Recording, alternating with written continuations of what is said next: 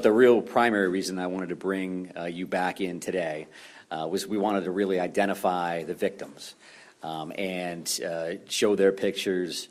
We're going to start with that component of our information simply because that's why we're here, right? This is about the victims. That's why we do what we do, and that's why we're striving so hard, and that's why you're here, because you care about them as well. So Peyton Brewer Ross, 40 years of age. Joshua A. Seal, 36 years of age. Brian M. McFarland, 41 years of age. Joseph Lawrence Walker, 57. Arthur Fred Strout, 42. Max A. Hathaway, 35. Stephen M. Vozella, 45. Thomas Ryan Conrad, 34. Michael R. Deloria II, 51. Jason Adam Walker, 51. Tricia C. Asselin, 53. William A. Young, 44. Aaron Young, 14, his son. Robert E. Violet, 76, and his wife, Lucille M. Violet, 73. William Frank Brackett, 48 years of age. Keith D. McNair, 64. So the reality here is that all 18 of those victims, everybody that we listed here today, everybody has been identified and their families have been notified. So we are in contact with them.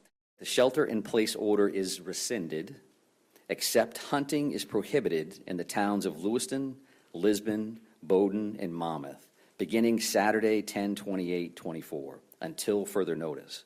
The state police continue to search in Lewiston, Lisbon, Bowdoin, and Monmouth for the suspect, Robert Card, and recommend individuals remain vigilant. Businesses may choose to open or remain closed.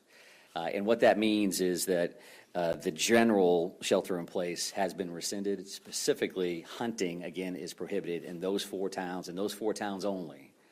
And it's important that I mention that because the rest of the state is allowed to continue with their resident-only day on Saturday, tomorrow. And what does that mean? That means that there are going to be communities that hear gunshots from time to time because they're going to be hunting.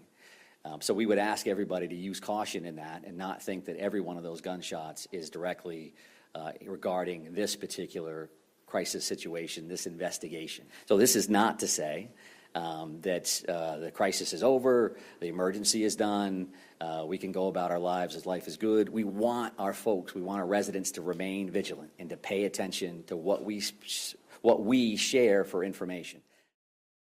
We do have, I believe, the suspect picture up here as another piece.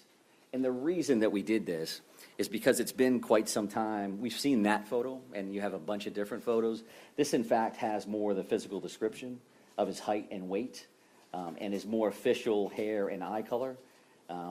You could guess at that based on some of the photos that you see, but why do that if we can directly give you that information? So if you could freshen up any material that you have there. It does, again, show that brown hooded sweatshirt and dark colored cargo pants that are in the photo that we had released earlier, which showed him walking in to spare time with that firearm.